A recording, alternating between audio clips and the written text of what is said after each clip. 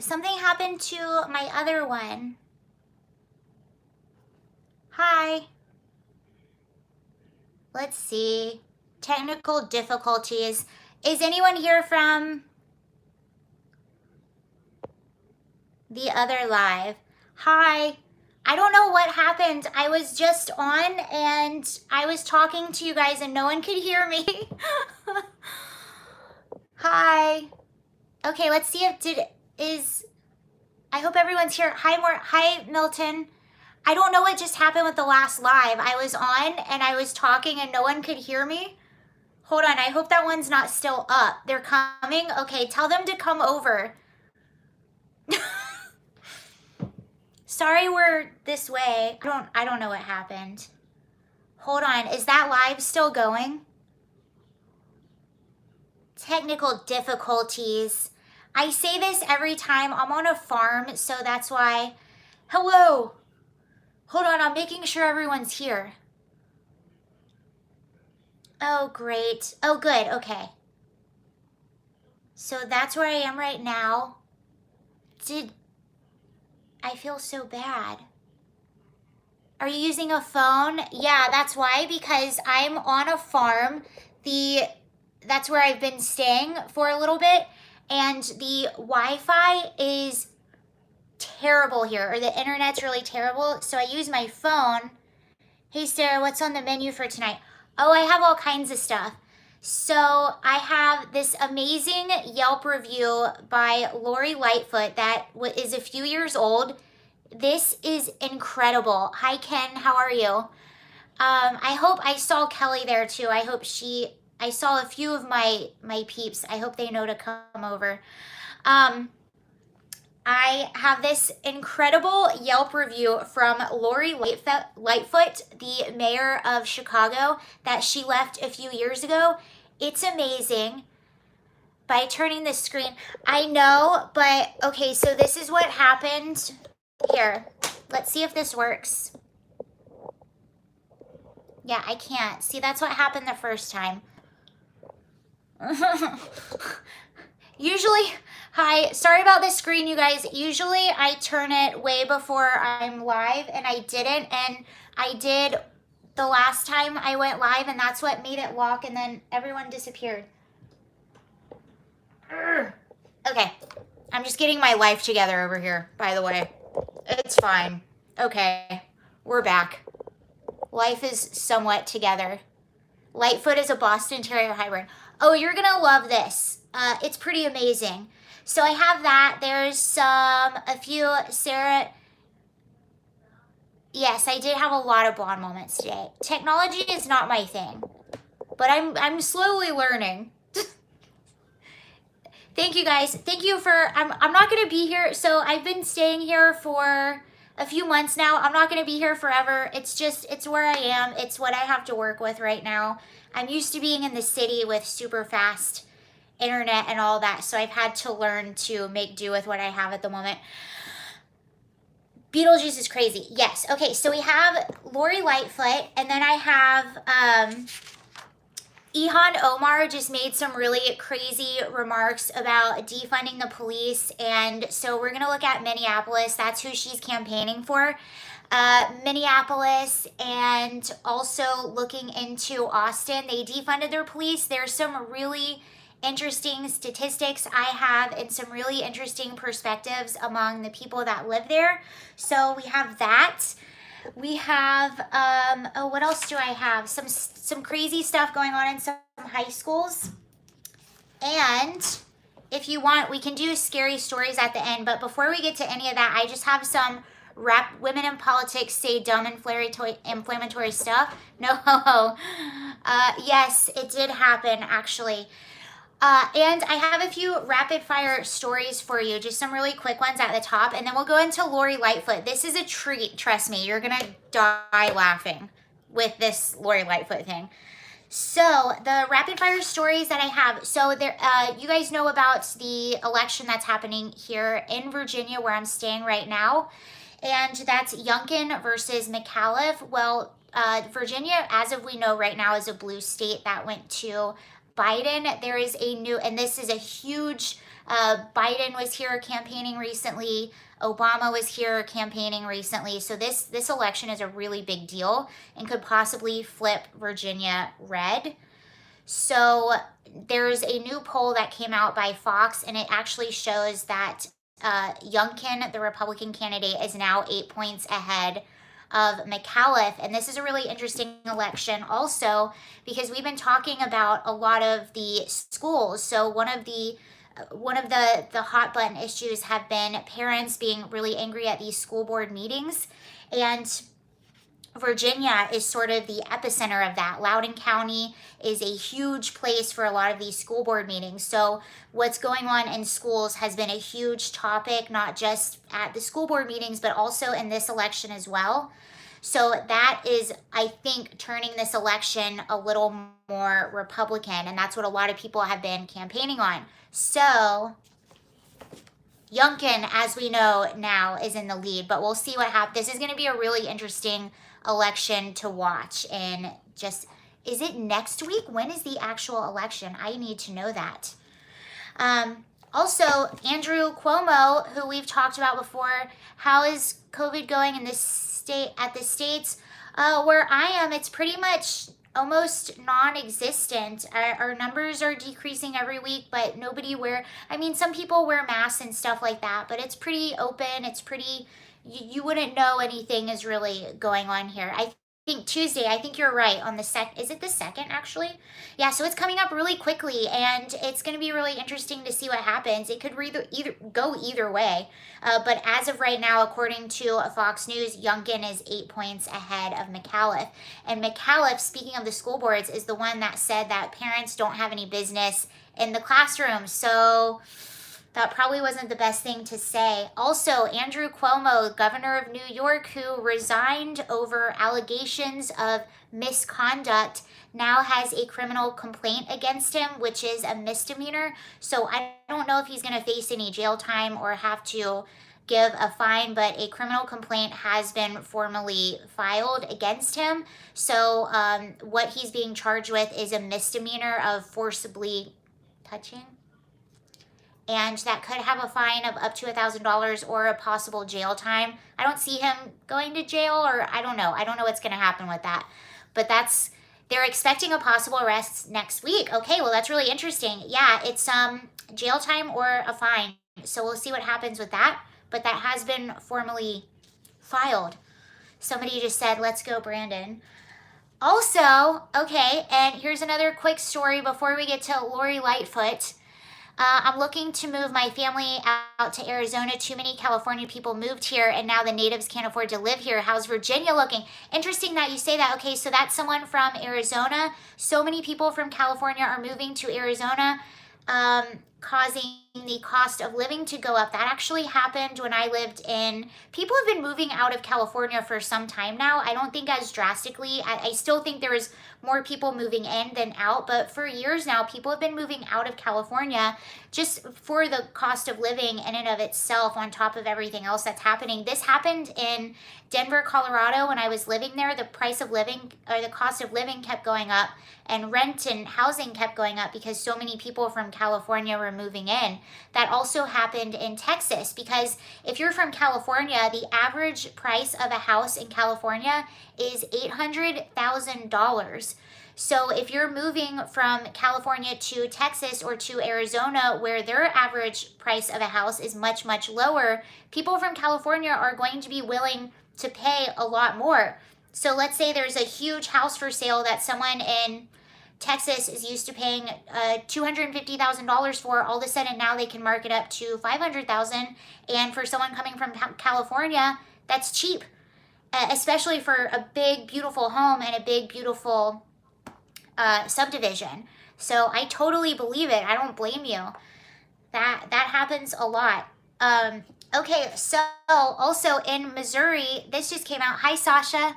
Vancouver too. Interesting. Vancouver is a pretty city. A lot of filming happens in. Oh, do you like my little Halloween cup? I put ginger ale in it.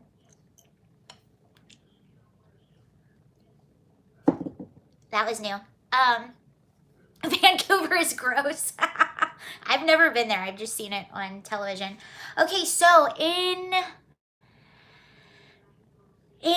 Missouri at Rockbridge High School, they have named their first male homecoming queen. And I saw the video. If you go to Libs of TikTok on Twitter, you can see the video of the announcement where this individual won homecoming queen. And I've already told you all my perspective on a lot of this. Now you have a lot of males coming into female spaces, but this is how I feel about it. Hi, zombies. I'm glad everyone found this one. My first one was a bust tonight. I had some technical difficulties. If you have a house that's under a 2-hour commute to Toronto, it starts at 7. Oh, wow. Wow, way to oppress females. Well, you know what? Here's my thoughts on it. You already know what my thoughts are. I've made several videos about this. I've talked about this several times, but this is my final thought.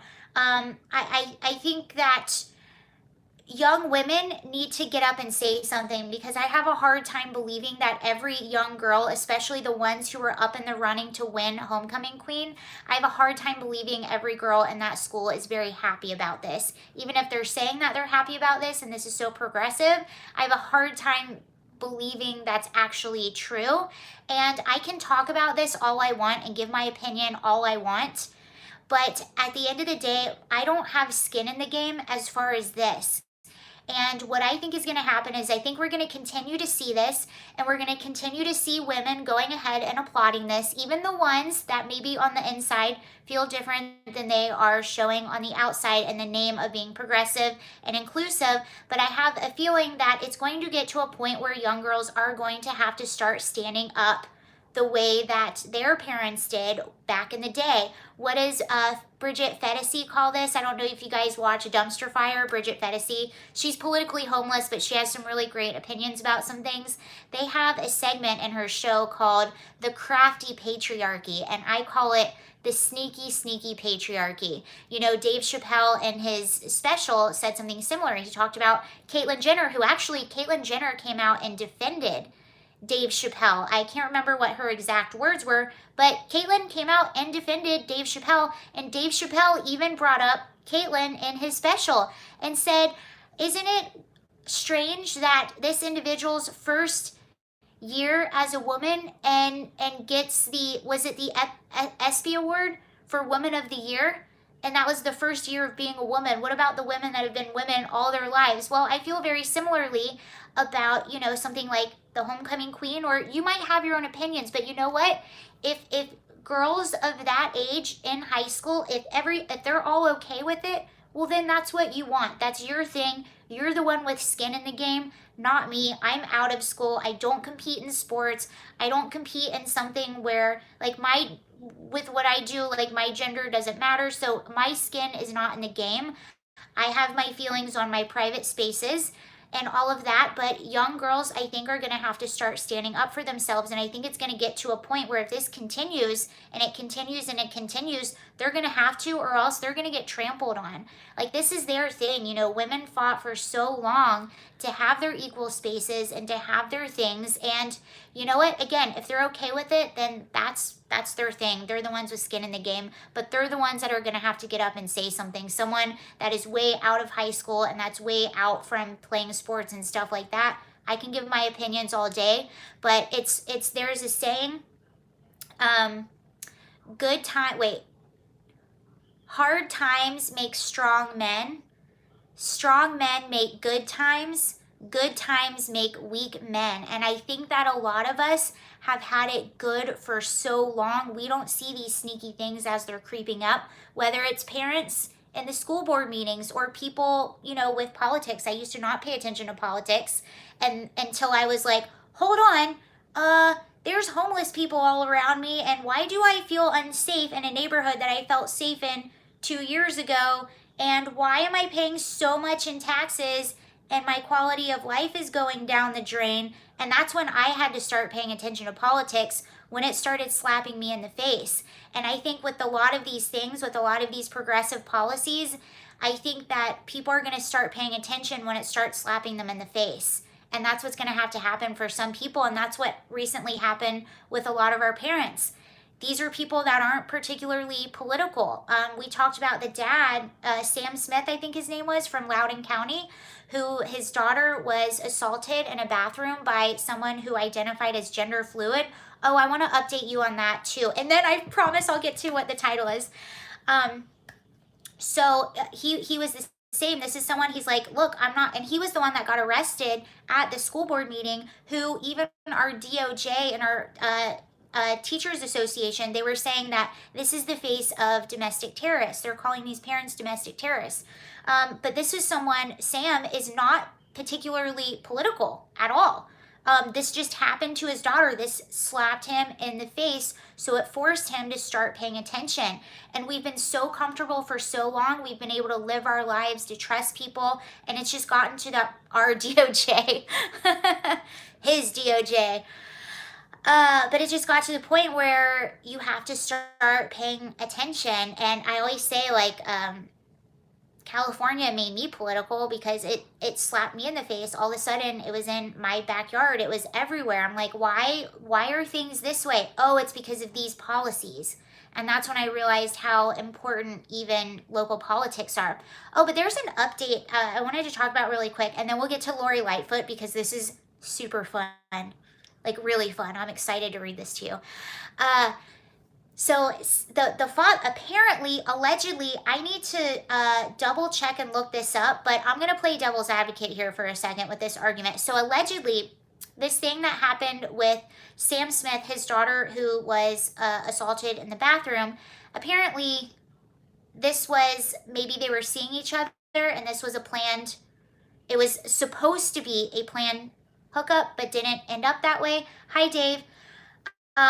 But what I'm going to do is play the devil's advocate. Even if that was true, even if this was a male student and a female student that was being sneaky and trying to sneak away, and then bad things happen, that still does not justify anyone hiding this and throwing it under the rug, because even situations like that, if you are having these policies in schools, you're making it easier for people to do this, because all they have to do is identify a certain way. So even if it started out consensual, even if this is a boy and girl just trying to be teenagers and sneak away, it still does not justify passing a bill this way. And what a lot of people on the left will say, well, oh, this was conservatives trying to take this situation and lie about it and fearmonger it.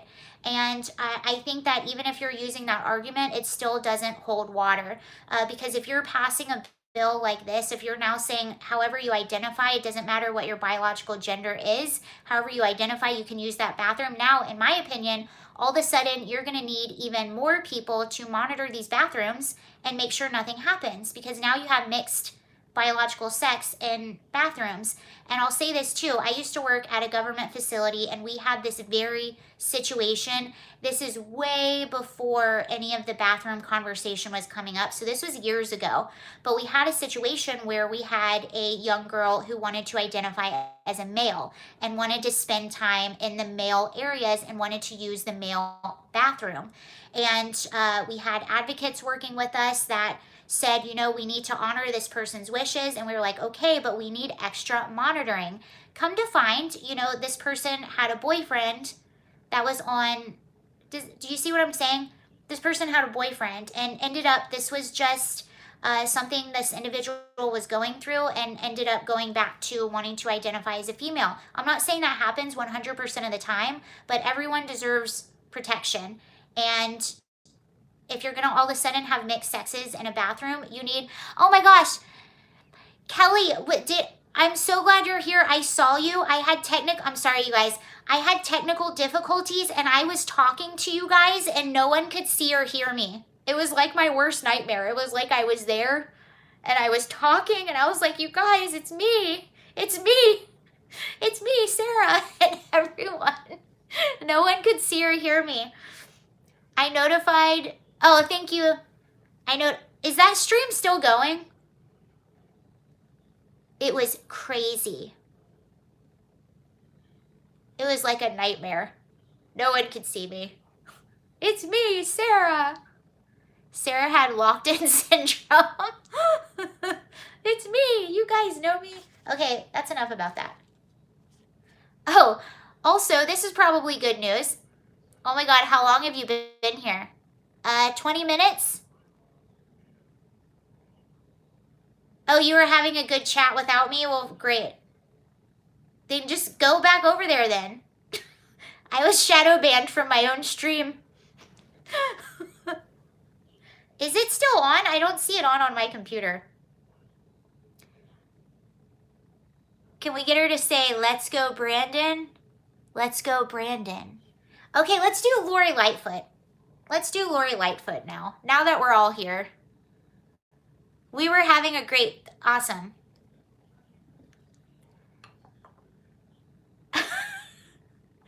The other stream was better without me in it. Is that what you're saying? Oh, thank you. I'm glad I joined as well. Yeah, we were having a great chat with TNN and Lance and everybody. LOL. Awesome. Thanks. I believe in you, Brandon. Who said that? Okay, well, now that everybody's here, okay, so what I want to read to you guys, I'm getting too excited about this because it's so funny and I feel like we just need to laugh. Can we just laugh for a second together? So this is real. It's verified. This is from 2017. So we all know Lori Lightfoot, right? From Chicago. She's the beloved, very beloved mayor in Chicago. Well, some internet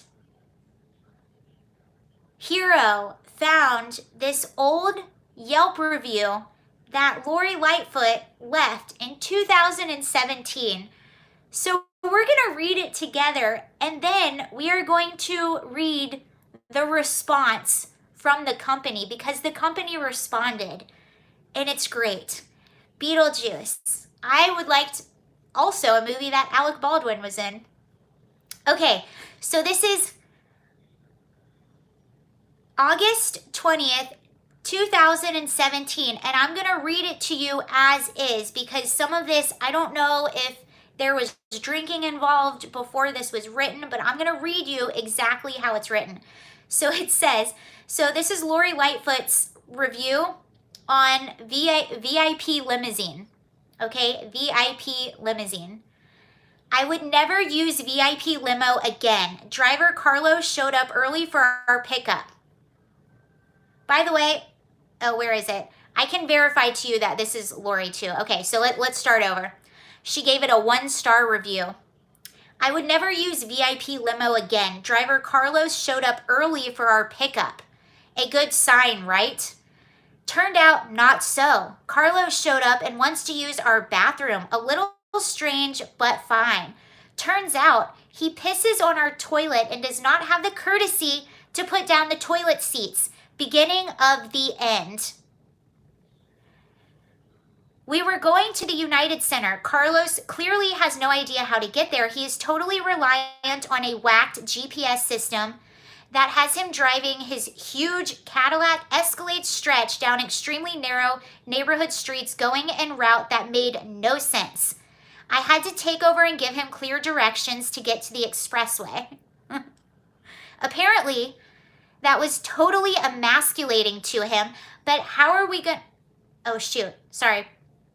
Apparently, that was totally emasculating to him, but how are we going much further south and west? We finally get there, and he says he needs 2 numbers for the return pickup. We had already given him one from my female spouse. I say I will just give him mine since I am the person paying. Carlos says I need one from the gentleman. I am totally confused and question this. Carlos explains to this dumb female that he needs a number from a guy because girls take too many pictures and run down the battery on their phone. My expression must have said something because he then said, trust me, I've been doing this 20 years. I am a middle-aged woman, not some dumb kid from his misogynistic worldview. I, of course, give it to him, and his response was to rudely close the window divider while I was still talking. Thank you, Kelly, very much. Mwah. Oh, I lost my place. While I was still talking, this guy was a complete a-hole, stupid, terrible driver, and a complete jerk on top of it. Cannot believe he is employed, and I will never use this service while he is. Okay. So that was the review that Lori Lightfoot left on the limousine company. It gets better. It gets so much better. Okay, so the limousine company responded. This is their response. So they responded exactly 1 month later. And it says, number 1, our driver did not use your bathroom. We checked the vehicle cameras and he did not enter your home. You had lots of guests over, and of them could have done what you claim our wonderful driver Carlos did. So they checked the cameras and he did not enter the house ever. Number 2, our drivers have GPS systems that work with current events and traffic. Chicago often has festivals, and we have to work our way around them. It is not your place to tell him how to do his job. Number 3, our drivers ask for a gentleman's phone number actually because they don't ever want to seem inappropriate asking for a lady's phone number. And you should appreciate that Carlos took the time to ask for a backup phone number in case you lose signal or battery. Again, our drivers know what they are doing and have experience. So I don't know if you caught that there, but this is how radical feminism contradicts itself. So the drivers are walking on eggshells, or they have to be careful. Thank you so much, Steven. That is amazing. He always has the best stickers. Thanks for being you. Thank you, Steven. So they're being careful as to not offend women. They're being careful to not seem like they're trying to be inappropriate, asking for a woman's phone number, and that made her mad still. Okay, it continues. All right, so this is the continuation of the limo company's response to Lori Lightfoot. He says, it seems to me the only person here who is sexist, my dear, is you. I don't know where you come to your conclusion that you were emasculating him. Maybe you hoped you were. Your language is horrendous and lewd. Just your rant here makes me feel embarrassed for you. Also, wow, that's pretty insulting that you refer to women who like to take a lot of pics at their events as dumb females. Your driver arrived early. He got you on time safely to your event. Your credit card you provided on the contract was declining. We even let you use a different credit card for payment, which is against our rules. And you received an upgraded vehicle twice the price of what you paid without any upcharge as a free upgrade from Out Company. Wish I could review customers like you. Find something better to do with your time, and you should appreciate great service when you receive it. I don't know if that was Carlos that wrote the review. Send a little smart car. But this has been verified on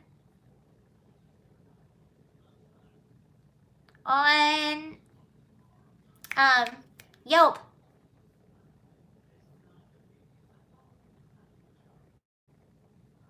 That's amazing.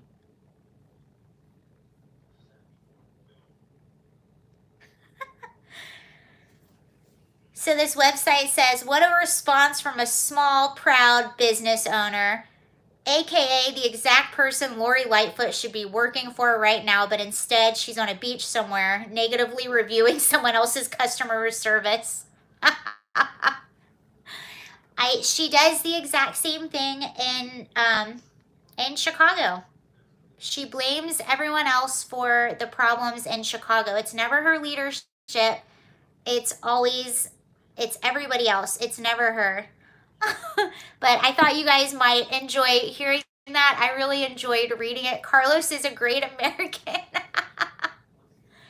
Well, I love it. And it's really, I know that's silly, but to me, it's also, it goes so much into the mind of a lot of these, like, sort of just like radical social justice, the kind that love to complain. They're looking for a grievance in everything. There's an ism injected into everything. And really, when you look at them, when you look at their character, when you look at how they treat people on the day to day, and this happens almost every single time, it is all projection. Hi, Texas. It is all projection. They all have skeletons in their closet. It is them projecting their own issues onto everyone else. They are usually the most intolerant. They are usually the most bigoted, if you know what I'm saying. And they hold the most stereotypes in their own heads. That's why they have to project all of this to all of us. They think we are just as bad as they are. And that is, in fact, not the case. Oh, I love it. Okay, I wanted to just update on Alec Baldwin for just a second, and then we'll stop talking about him. But this just keeps getting interesting and interesting. And we started talking about it, so whenever I start something, I like to finish it. But there's a few updates on this. And the first one is pretty crazy.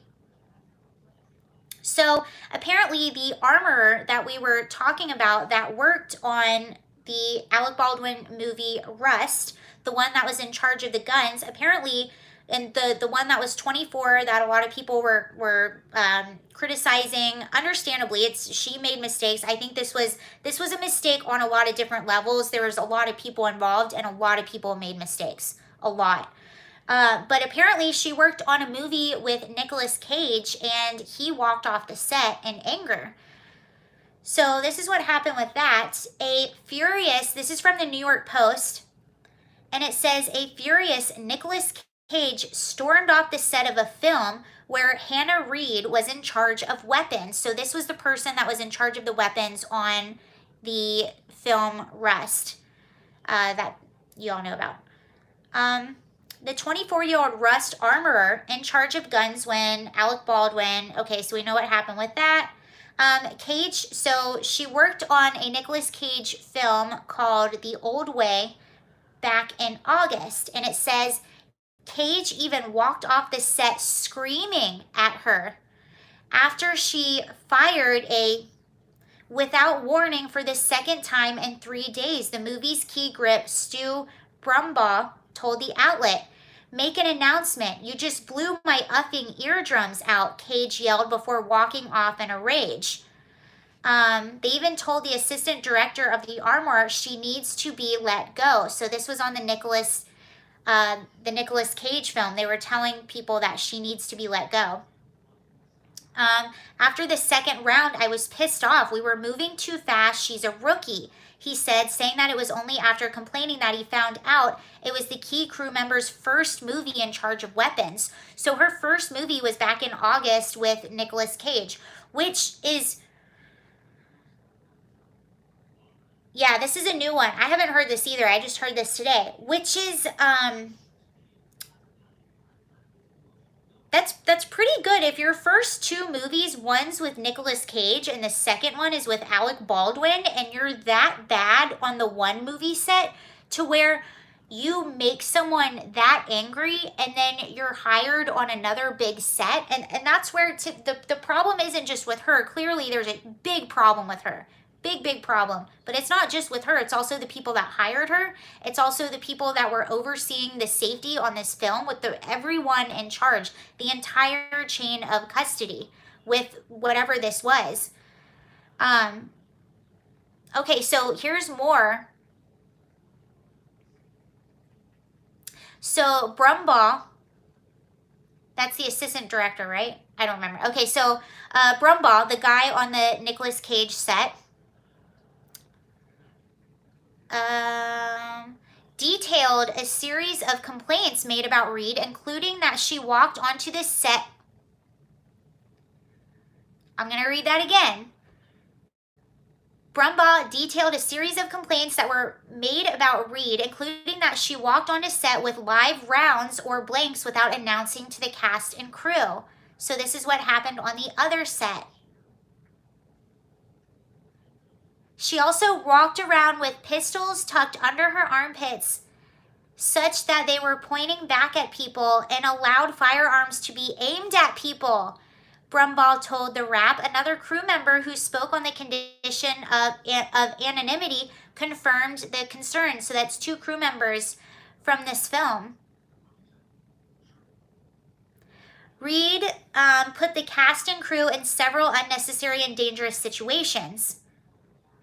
Before the fatal shooting on Rust, Reed, the daughter of Hollywood weapons expert Thel Reed, had admitted not feeling ready for taking on the responsibility when offered the Old Wade job. It was my first time being a head armorer. I was really nervous about it at first. I almost didn't take the job because I wasn't sure if I was ready. Okay, so she was hired on this Nicolas Cage film in August. That was her first big film. And she talks about feeling very nervous, which is understandable. She talks about feeling very nervous and not being totally ready and stuff like that, which is understandable. But this is what I don't understand. She talked about being nervous, but she didn't act as if she was nervous. Like, to me, if you're nervous, you're not walking around you're not bringing live ammunition on set. You're not walking around and allowing people to point guns. When you're typically new at a job, you do everything by the book. And if I'm nervous at an armorer job, if it's my first job and the biggest part of my job is safety, I'm probably going to be checking every single prop about 25 times. I'm probably going to be checking them too many times. That's what I don't understand. If you're so nervous, shouldn't you be over cautious in everything that you're doing? That's how I would be.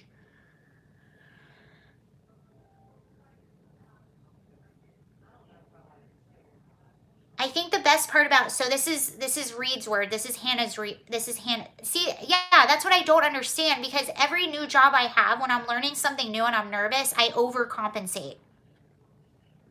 Gross negligence.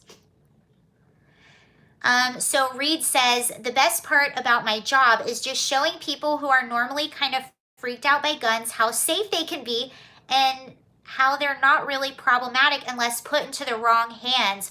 Wow, the words are coming back to haunt.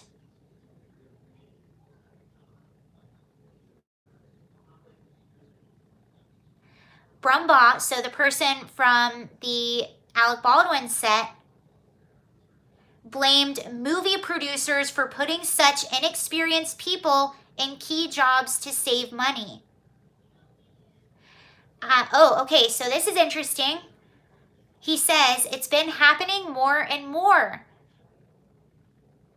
I think probably because there has not been, unfortunately, an accident in so long. It's been happening more and more as producers refuse to bring more experienced people because their rates are higher. They demand we take our time, and producers don't want to pay it. So they hire a newbie who is energetic and wants the job and will do it with less people. More than Reed's inexperience, he believes the problem on Rust was that she didn't have help, Brumbaugh said, echoing complaints from other inexperienced crew members. She was doing everything by herself, that movie and on the other movie. So they're complaining she didn't have enough help. And look, I've told you all before, I've been on movie sets, but I've never, not huge budget films like that, but I've been on sets, but I've never worked with prop guns. So I haven't actually seen anything myself. But again, you guys, if she was nervous, if she was doing it by herself, her only job is the guns. And I don't know, maybe there's more involved that I don't understand. I do think with most jobs, there's usually more involved than what you think. But why? Again, if I'm nervous, I'm going to be checking everything 25. Like, I'm probably going to be getting on people's nerves because I'm checking things so much.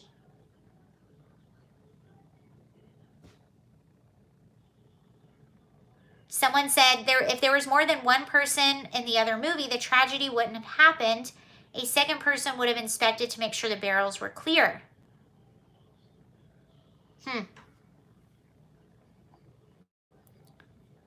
OCD. I mean, if there's one thing to have OCD about, who is she connected to? Her father was a very famous and very well-respected armorer. Her father was very well respected, and I think that's how she knew people. Because trust me, when you're first starting out, you don't have those connections. But then again, a field like armory, there might not be a whole lot of people in that field. So your bucket, as far as like people that you can choose to hire, is probably pretty small. I guarantee you that field is dominated probably by people that have been doing it for a very, very, very long time. And she's this young girl. She's cheap. So that sounded really bad. She's a young girl. I mean, her rates are not going to be as high as someone who's been in the field for years and years and years. Yeah, so they used, Kelly's right. Kelly says they used revolvers. So he was using, what was it, Kelly? He was using a Colt 45, if I'm correct. And Kelly said you have to cock it in order to...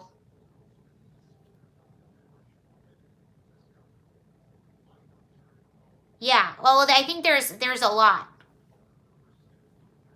He pointed a gun at someone and pulled the trigger. Yeah, and we did look over the SAG sort of guidelines, the safety guidelines to working with prop bangs. And it does say, too, if you're pointing at something, it better be something you're prepared on destroying. And if you remember, I brought up this video of Will Smith. And he was on the set of Bad Boys 2.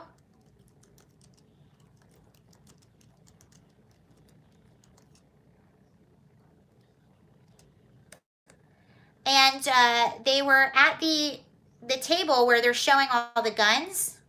I wonder if I can find this clip. So it's Will Smith. They're rehearsing for Bad Boys 2. And they're looking at all the prop guns, and they're taking them, they're like kind of taking them apart and putting them back together. And somebody, I mean, it was a prop gun, and this one I'm pretty sure wasn't loaded or anything like that. It wasn't even on set. They just had them laid down on a table, and they were looking through all the things that they were going to be using. And one guy next to him, it was accidentally pointed towards a person, and Will Smith like yanked it out of his hand and pushed it away. And was like, never, ever, ever, ever point that in anyone's direction. I can't find, it's a really cool clip actually, because it makes him look like a badass. Excuse my language. Yeah, I'll have to search. Maybe I'll bring it up in another video. Hi. But it's pretty cool.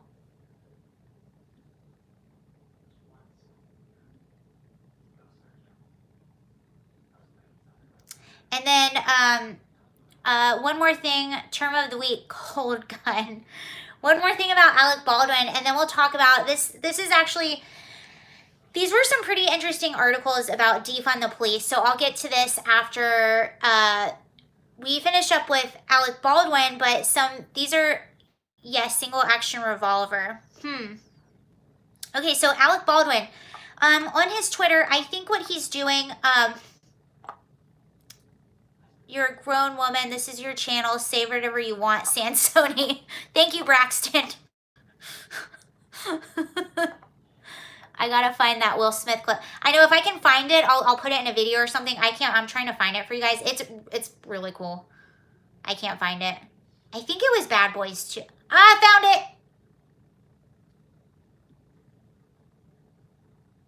Hold on. Let me make sure it plays. Suspense. Will Smith. Okay, guys, we're doing my low-tech video time. First rule of gun safety. Okay, this is my low-tech. I'm showing you the video, okay? We're in Can you see it?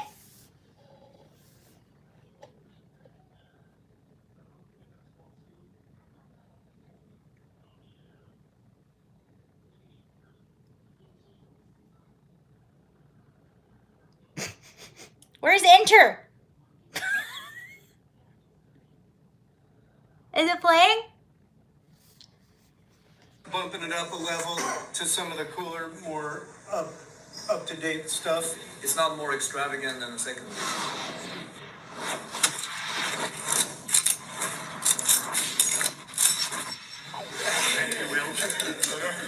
Terrible gun safety. Do you want it high?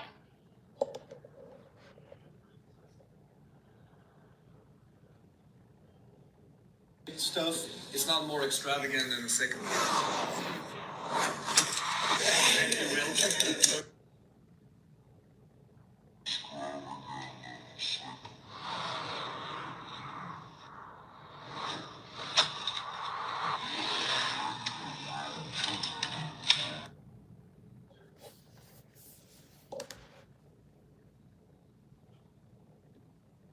That might have been staged, but it just goes to show that, I mean, that was clear. Those were clearly like stunt guns, and they were looking at everything, and he just went, put it in front of your face. You could see it, I think. My technology will get better when I'm away. Hoax for the movie. Well, it still showed the safety.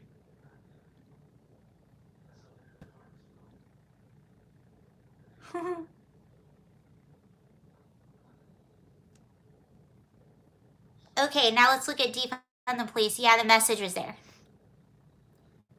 Could you guys see that, what I showed?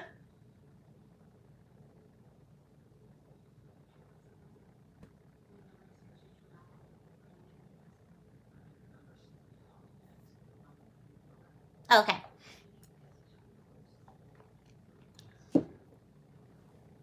Okay, then we're all good. Okay, I want to,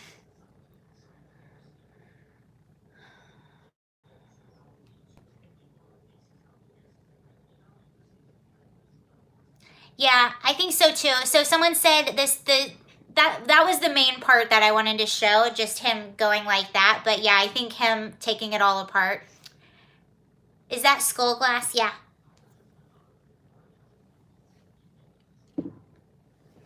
It's I bought it today. Now let's talk about Minneapolis. So, Ilhan Omar, there's apparently something up in the November election in Minneapolis, and they're going to vote again to, okay, good. Switching gears now. No, but I just thought it was an interesting display of how even when they're looking at the guns, you do not point it to anyone. And the message behind that was gun safety, even though those clearly were not guns. You could even see the tags on them. So there were guns that they were going to be using in the movie. Just thought the message was interesting, and that was from a movie set. But Will Smith does look like a badass in that. Oh no, Omar. Yes, Ilhan Omar. So, she recently, I don't know if you saw all this news about her, but Ilhan Omar was back in the news because of a talk she was giving in Minneapolis. And if you remember, by the way, Minneapolis that's part of Ilhan Omar's district. So these are her constituents around Minneapolis. And Ilhan Omar was the one that, in the wake of all the George Floyd riots, she was in Minneapolis, and she said, we need to completely dismantle the Minneapolis Police Department. So she didn't just want to defund them a little bit or this or that. She wanted to completely dismantle them, and she wanted to break down the whole police department. So that's what she said back in the wake of the George Floyd riots. And as we know, Minneapolis did in fact defund their police. They defunded them by $8 million. And recently, Ilhan Omar was back in Minneapolis and is now blaming the increased crime on the police again. So this is pretty extraordinary. I'm going to tell you what Ilhan Omar said and why she's even talking about this again. And then we're going to look at, I have some really, really interesting statistics for you and personal stories about what is happening in Minneapolis from residents and what some of them did about it. And also Austin's warning to Minneapolis. Austin completely defunded their police as well. So they have experience in this, and they actually wrote a warning to Minneapolis. So we're going to look at all of that. So Ilhan Omar, a Saturday town hall, Rep. Ilhan Omar, blamed Minneapolis' surging violent crime on the city's police, who have chosen not to fulfill their oath of office and provide the public safety they owe to citizens. Those are Ilhan Omar's words. In a video of the event posted online, Ilhan Omar blames the spike in violent crime on the Minneapolis Police Department. So she says, the Minneapolis Police Department is the most dysfunctional police department in our state and probably in the country. The second part is that there has to be accountability and someone that is actually taking responsibility for what the police does invest into, and that doesn't exist in the moment. So it says, Omar supports the November 2nd ballot question asking Minneapolis voters if they want to replace the police department with new public safety department focused on a comprehensive safety approach that would include police officers if necessary to fulfill the department's responsibilities. So this is happening. This is going to be in the November ballot in Minneapolis. And remember, they already defunded their police and their crime is already up. And we're going to look at that specifically. And some of the residents actually sued Minneapolis because of the long wait times for emergency calls and because there are less police officers and the crime is surging. And they're like, why the heck are we paying our taxes? Which is kind of like what I was like in California. Why am I paying my taxes if I'm scared to go out on my front lawn? Okay. So she says, this is Ilhan Omar's words. She says, when you have a system that refuses to work for the people it's supposed to serve, you have to go back up to the drawing board. At some point, you've got to walk away. The town hall follows the MPD, the Minneapolis Police Department, seeking a $27 million raise to rebuild basic services after it lost nearly 300 officers since 2020, following the death of George Floyd in police custody. The question has divided Minnesota's DFL party. Omar and Attorney General Keith Ellison support the amendment, which Mayor Jacob Frey, Governor Tim Walz, blah, blah, blah, others don't. So some people want this amendment made, so they want to basically dismantle the police department even more and have a public safety team. And so some of the Democrats are supporting that. Some of them are completely against that. So the Minneapolis Police Department actually wants an increased budget, not a decreased budget. And here are the numbers. Compared to 2019, in Minneapolis, gunshot wound victims are up 137%. Homicides are up 114%. Robberies have increased 50% since 2019. So the chief of police in Minneapolis says, from a public safety standpoint, and certainly as chief, I will tell you that what is not acceptable is to have any more reductions right now in our sworn capacity to be representing to the incidents of gun violence, the incidents of carjackings, and homicides that have occurred in our city. He went on to say, and this is interesting too, because this is also true of Los Angeles. So he said that Black residents in Minneapolis are disproportionately victimized by the same rise in violent crime. 87% of crime victims of violent crime are people of color, is what that the chief of police is saying. And this is the same and this is Minneapolis. So 87% of victims of crime are people of color. The same is true in Los Angeles. In Los Angeles, 90% of homicide victims are Black or Hispanic men.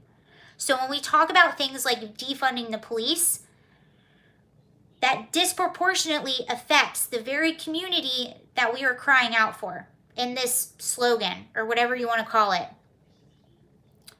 So that's Minneapolis right now, but let's go back a little bit, because you see that Ilhan Omar wants to basically dismantle the police department even more, and she's blaming this rise of violent crime on the police, not the fact that they were defunded, not the fact that they lost 300 police officers, and not the fact that a lot of people are retiring because they're demonized and they don't have enough people to respond to the calls. So this is what's going on with the residents.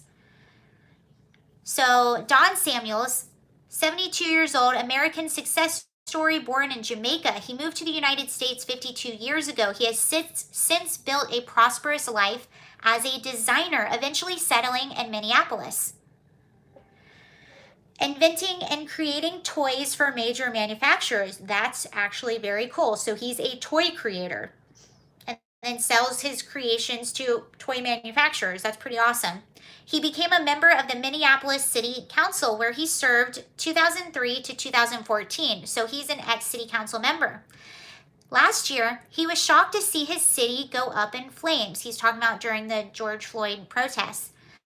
After the murder of Floyd in Minneapolis police custody, while many peaceful protests erupted in the streets, so did violent riots that left some neighborhoods looted and burned. By the way, this is the New York Post I'm reading. As anti-cop sentiment grew, the Minneapolis City Council voted to dismantle the city's police force, slashing $8 million from the budget, diverting to other services. Samuel said that him and his wife Sandra were stunned by the count. Bryce, thank you so much. That's very sweet. Thank you, Bryce. Samuel said him and his wife Sandra were stunned by the council's move. We just thought, get rid of the police. In a perfect world, that would be great. But they're like, oh my gosh, things are going to be crazy around here. So that was his reaction as a Minneapolis resident, hearing that they wanted to defund their police even more. Last year marked the second deadliest in the city's history. In 2021, from January 1st to July 1st, homicides have risen even higher.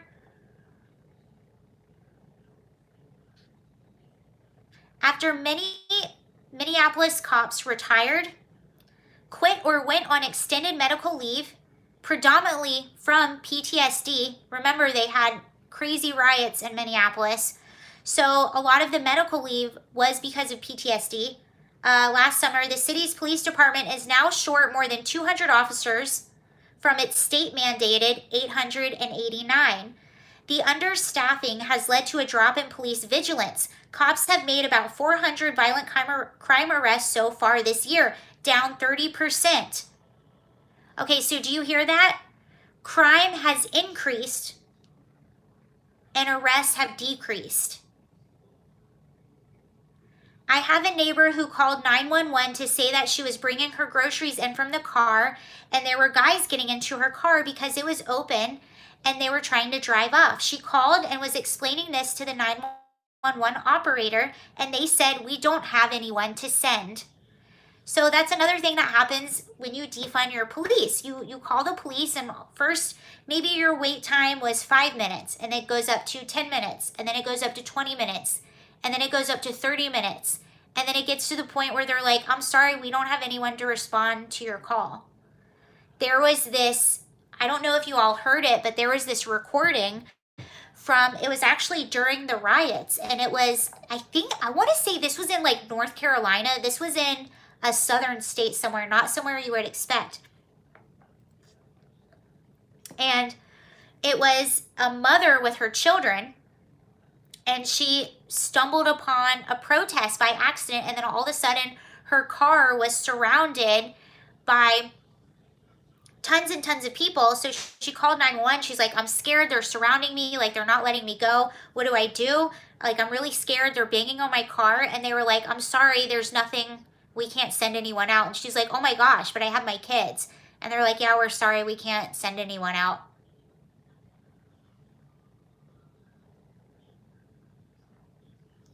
Okay, so it says, and this is what Samuels did about it. So it says, Last year, Samuels and his wife, along with their neighbors, finally took action by filing a lawsuit against the city for failing to provide a minimum number of police officers per citizen in Minneapolis. On July 1st, a judge ruled in their favor, ordering Minneapolis Police Department to hire more officers. The department is now required to staff at least 730 officers by June 30th, 2022, or 0.0017 sworn officers per resident. So I didn't know this, and maybe this is something to look up. I don't know if this is a requirement per state, per city, but you see how they're suing to have a certain amount of officer available to a certain amount of residents in that area. And that's actually when I worked in the psychiatric hospital, that's how we staffed. You had to have a certain the hospital I worked at, for every 4 patients, you had to have 1 staff member. And then the lower the care you had to give at the other place I worked at, which we were a lower level of care, you had to have 1 staff per every 6 patient.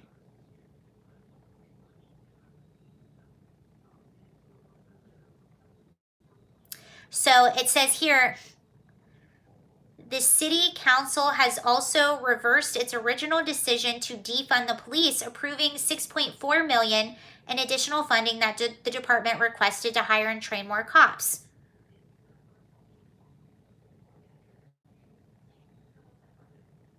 So I wanted to read you that because I wanted you a resident perspective as to what is happening when you defund the police. Like, these are real life consequences that happen, and it's not something people typically think about. And the people that are crying defund the police, they're hurting the very community that they say they're fighting for. They don't think out the actual real life consequences of all of this stuff. Now I had one more thing for you. I just thought this was pretty interesting, but it's a letter from your stream setup has Twitch vibes. I think it's because of my lighting in the background. That's what sorry, I'm in a blanket. I see a lot of that. Unfortunately, I think we're going to have a tipping point when things get much worse before they get better. Andy, I agree with you. So Andy's saying, I agree with you, but I think that he's saying, I think that things are going to have to get much worse before they get better.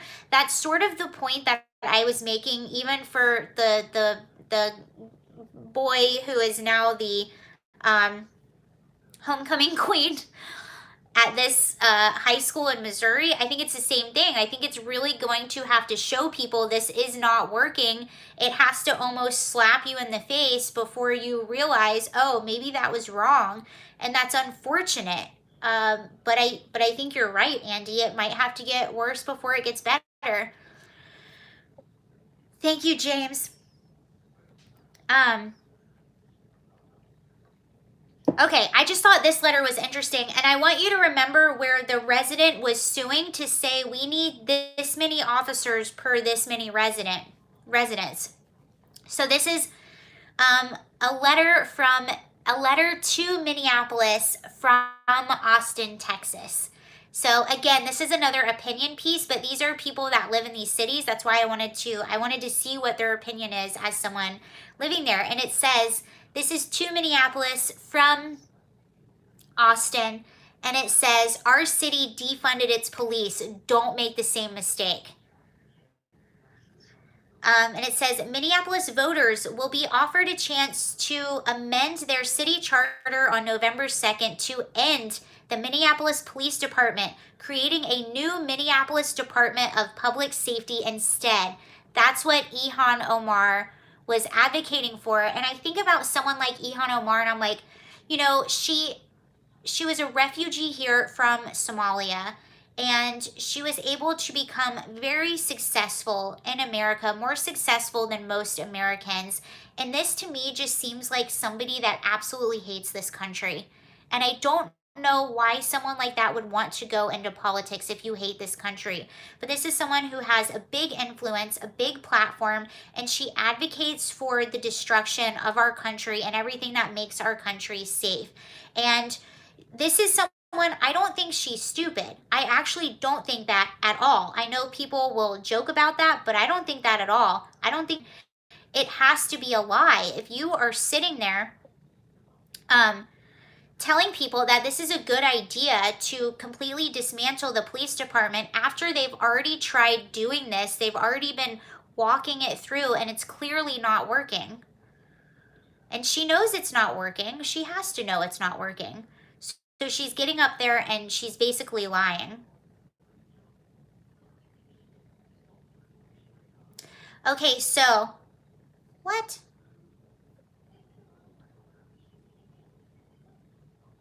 So the charter, anyway, what this website pointed out, that's what I wanted you to remember what the people were saying. They were saying we want this amount of officers per this many residents. And what this new charter or what is being introduced on the ballot on November 2nd for Minneapolis is something that's requiring, in the wording of this, it requires less officers per resident. So officers aren't going to be the only ones responding. So it's less police officers per resident, even though the person and all these people in Minneapolis sued the city saying we want more officers. And to say that Ilhan Omar does not know this stuff, to me, is just, it's disingenuous. She has to know this stuff.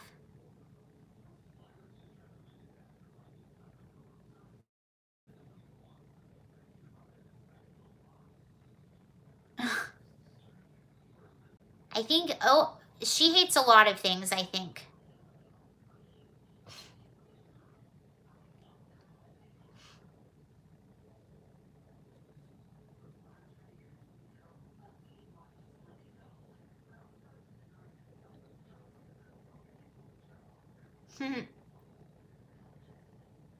Oh, Lance, thank you. Okay, so Lance said, just checked Iron Maiden's website. This should cover a new shirt, not the one that has holes in the armpits.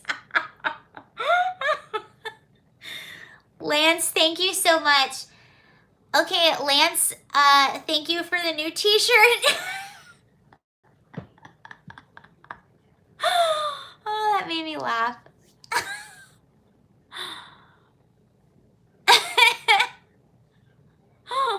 Now I have to buy a new t-shirt.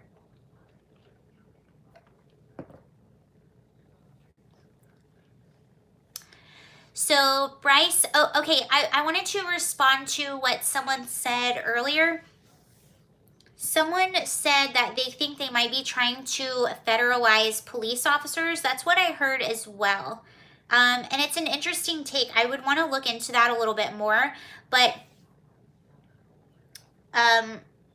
people were saying that they wanted to, the Iron Maiden shirts on eBay are about 23 or 25. Hello. Thanks, Lance. You're awesome supporter of Sarah. Oh, thank you, Chris. Y'all are so nice. I just looked the other day. Okay, now I have to buy an Iron Maiden t-shirt. My eyes do change color, if you were wondering. They do.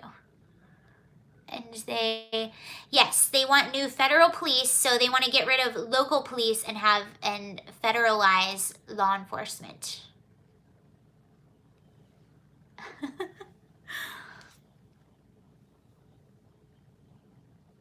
I do have good news, and actually, why is my throat so dry?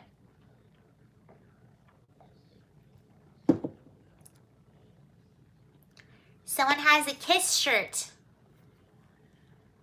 More big government control. Speaking of big government, do you guys remember when, this is actually good news. I liked this news. Do you remember when, what is her name? Janet, is it Janet Yellen? Janet Yellen. Do you remember when they were introducing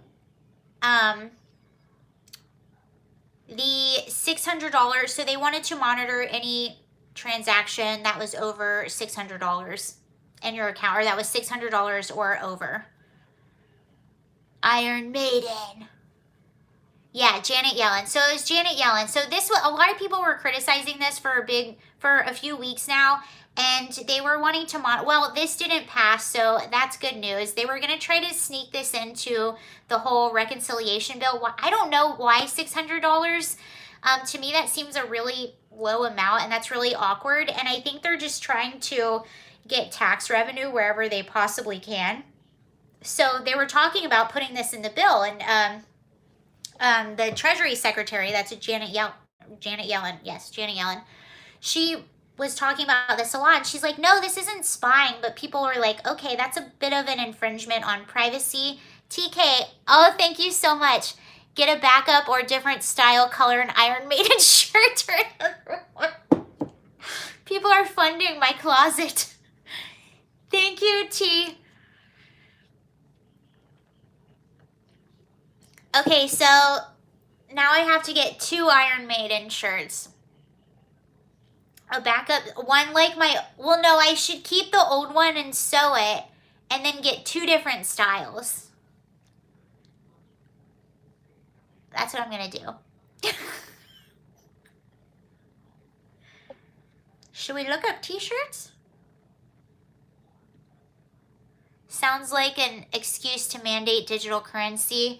Yes, well, there was something else that was proposed, and I think both of these sounds good. Okay, I'm getting 2 new shirts now. Tim said, is $600 the minimum Hunter gives to working ladies? Probably. No, I have a feeling he's not very, I don't think he's very picky. I don't think he's very picky. He's like, I'll give you, I'm not going there.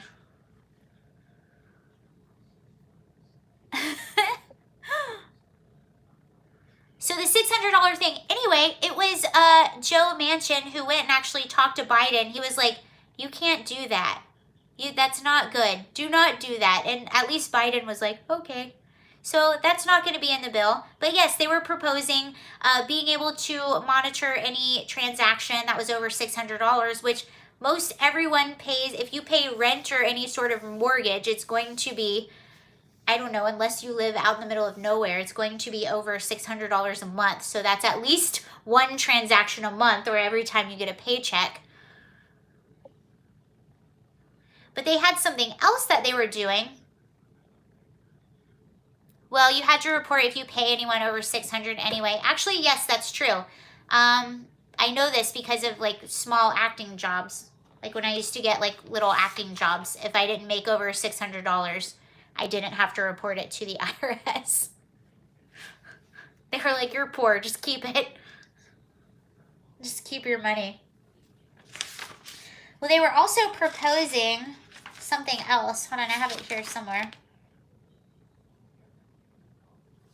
Okay, so the same Janet Yellen, I don't know what is wrong with this person. I guess they're just trying to squeeze any sort of tax revenue out of anywhere that they possibly can. So she proposed, I don't think this is ever going to pass, and if I heard correctly, if anyone knows more than me, please let me know. But they might have also tried to put this in the infrastructure bill, and this is one of the things that they were like, yeah, we can't do this. But this was another proposal. They proposed taxing unrealized capital gain. Does anyone know what that is? So unrealized capital gain is, say you invest $1,000, that investment goes up to $4,000, but then it goes back down to $1,000, and then you're taxed on that $4,000 that you didn't actually make. You can't tax unrealized capital gains. So, but they were trying to propose that now you can, which would basically disincentivize anyone from investing in anything. You get $1, congratulations. Who does? Boys? Yeah, loser investors. Unestimated revenue. I think it could go. Hunter smokes cheese. Yes, he does.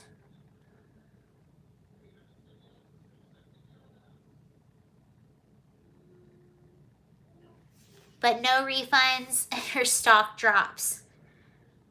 But I think they can. No, yeah, exactly. No refund if your stock drops, but you can get taxed if it goes up and down, even if you don't make that revenue on it. Parmesan, baby. Great. This stream is devolved quickly into the land of nowhere. Actually, that's the payer that doesn't have to report over 600, but if you make several, oops.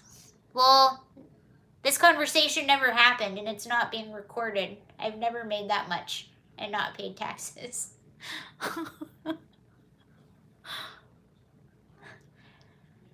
There's nothing more productive happening on this live stream. I think that's pretty much it. That's really all I had planned, and then I started looking at the comments. Now that's the 4th dose of... Oh, I read about that. Yeah, I try not to talk about that too much on my channel because I don't want YouTube to totally get rid of me. I arrived just one time. Yeah, you arrived just when the live stream is completely devolving into nothingness. I swear we were productive for the first 70 minutes of this. Do whatever you can not to pay those clowns. Look, we just want to joke about t-shirts and see Eva. Where's Eva? Oh, she's back there on a pillow. Unrealized means you haven't sold it yet. Oh, okay. Well, you know what? Actually, they were trying to do that in California. I didn't know that that was the actual name for it, but let me pull this up. This is Gavin Newsom tried to do something similar.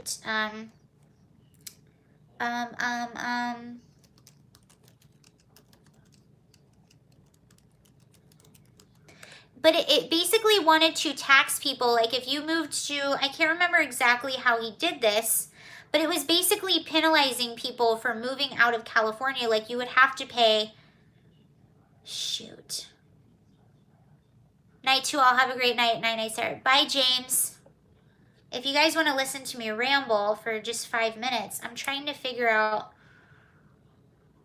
Glad President Trump is starting his own social app. It's like his own Facebook. Yeah, I'm curious to see how that will go. So, shoot, I can't find it right now. Ramble on. California, they wanted it valued, and okay, I didn't see the whole comment. It's just getting fun. So Gavin Newsom proposed, I don't think this is going to pass, but it was for Californians. So already, like if you're in the top 1% in California, you already pay about 50% income tax. So if you make over a certain amount in California, 50% of what you're making is pretty much gone. So we pretty much already have a wealth tax in California. And they were trying to also penalize people. Oh, right. I thought you said night, Andy. Right. They were trying to penalize people for other things. And I can't remember what it was now. It was so long ago that I talked about this. But it was very similar to the, what was it? Was it unrealized capital? It was very similar to that. Unrealized gain. Unrealized capital gain. Very, very similar to that.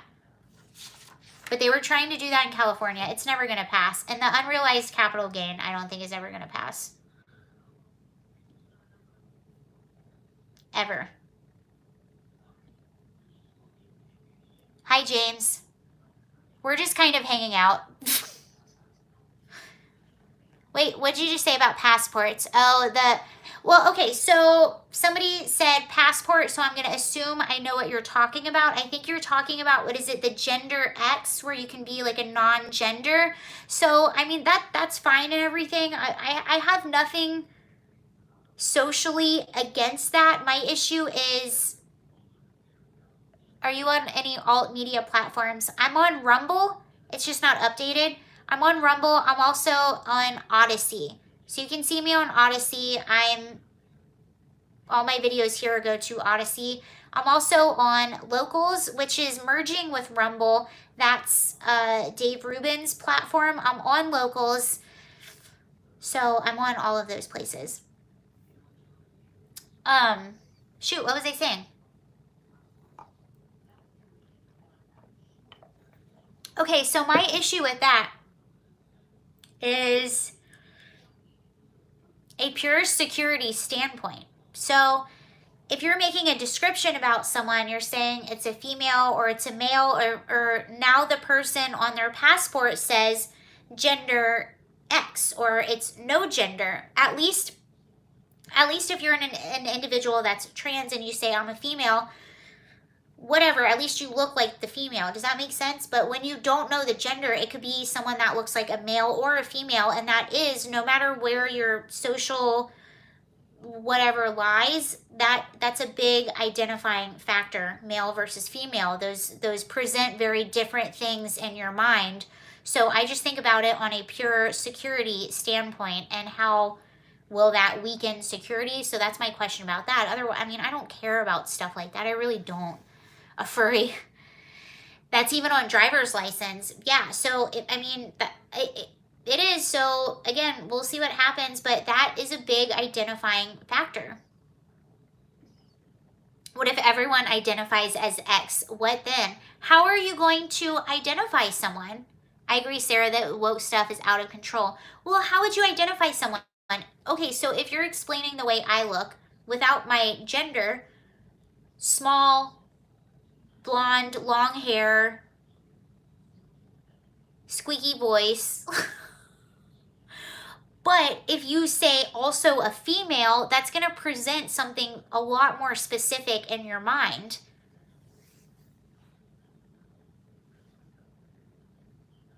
Protecting Baldwin. I don't trust anything that comes from Hollywood.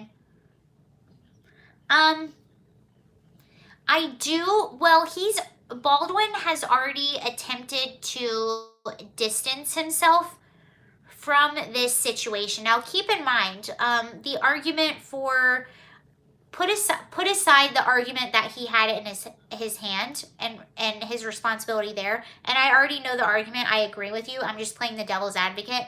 Take away that argument, and even without that argument, Alec Baldwin was still an executive producer on the film, so he was still in charge of what was kind of happening on set and the hiring and stuff like that. So he still had a lot to say in what was happening on the set, and there were a lot of concerning things that happened before the fatal accident. Rest in peace, that beautiful Helena.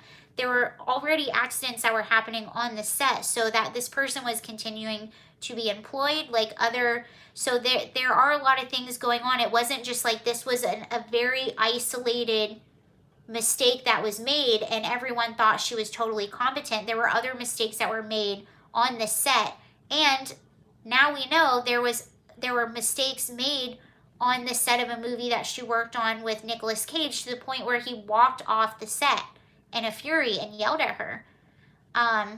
And I don't condone people yelling at each other, but maybe he was scared for her safety. I don't know, but I'm just saying it was something that clearly made someone else upset. He was an operations manager. Yes. Yes, he's trying to distance himself. So he shared a story today. Okay, so the AD, and this is really interesting. By the way, legal side note, this is exactly why. And look, I am not taking blame away from the AD. Don't get that twisted at all. He has responsibility in this as well. Everyone who handled this thing, in my opinion, has some responsibility. I don't know the hierarchy of responsibility, but there was responsibility by everyone that handled this thing. So don't get that twisted. But the AD made a legal mistake, and Baldwin took advantage of it, whether either of them know that they did this or not. So the AD did say that he should have checked the gun before he said it was cold. So he made this admission. New York Post printed out this story. Alec Baldwin shared it on his Twitter. So that's Alec Baldwin saying, look, with saying it without saying it, right? That's him saying, look, I'm not guilty. This person just admitted that they were at fault. See, it's not me, it's them. And that's why you never do it legally, because you just throw yourself under the bus right away. Like if you ever get an offender bender, never get out and say, oh my God, I'm so sorry, that was my fault. Never do that. I identify as a space ranger. Good for you, Jay. Good for you. Everyone above the armor is responsible and accepted. Exactly. But what I think he's trying to do is saying, like, look, this person admitted guilt. See? It's not me. It's these people. How low was the low budget film? It couldn't have been that. I mean, I think it had a few $1 million, so that's not super low budget.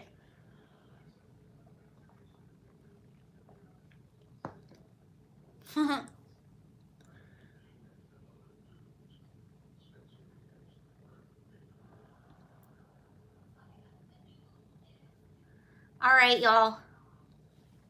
That's all I got tonight. 6 million. Okay, the budget was 6 million. So, it's not a huge budget, but it's not the smallest budget in the world.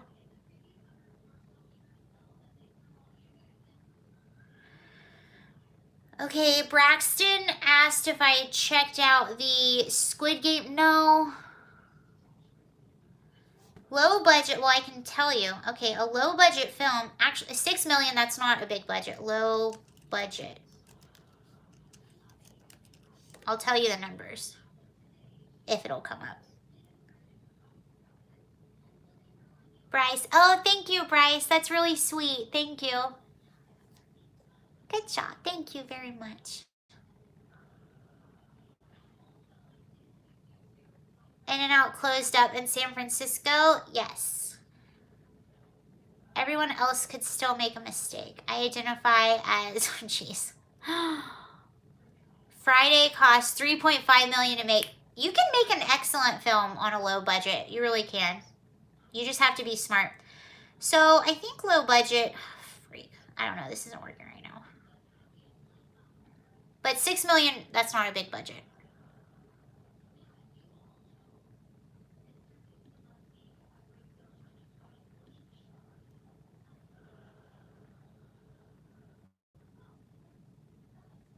Play us out on the ukulele. Okay. Wait, hold on. Let me pull up a song.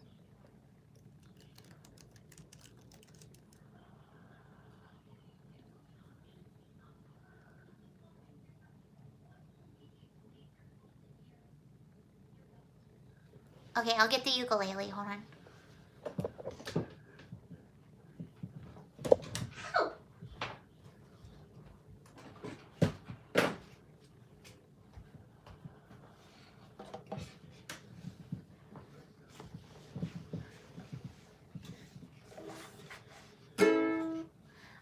I'll play.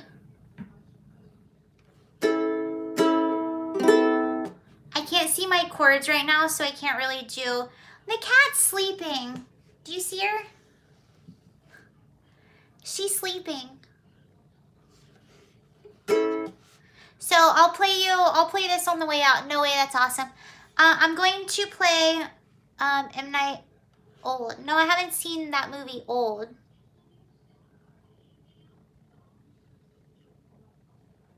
I feel like my chat. Can you guys see me still? I'm gonna play you Nirvana. Smells Like Teen Spirit.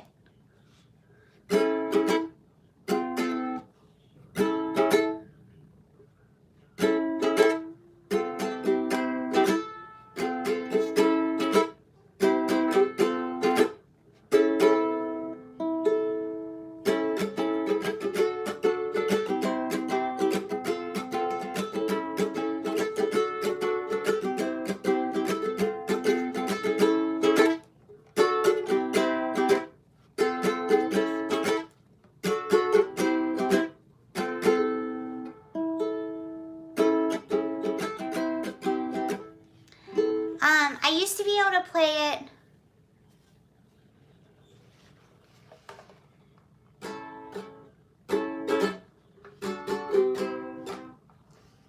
I used to be able to play it behind my head.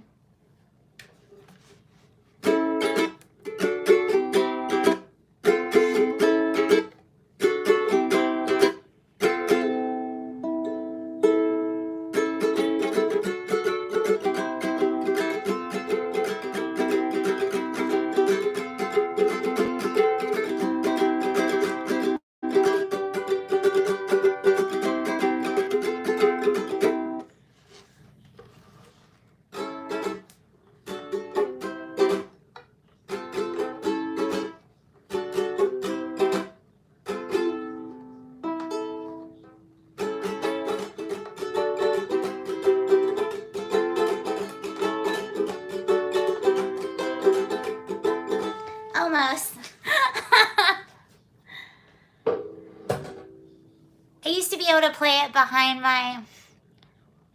Have a green knight, Braxton. Oh, I don't know what that means.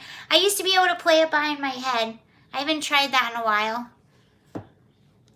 I almost had it. I need to practice it. I haven't practiced in a long time. Okay.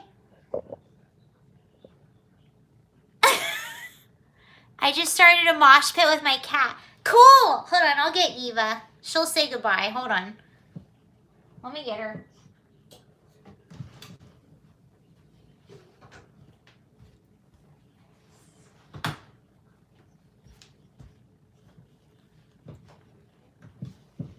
Okay, Eva. Yeah, she's awake now. I just woke her up. Eva, say goodbye.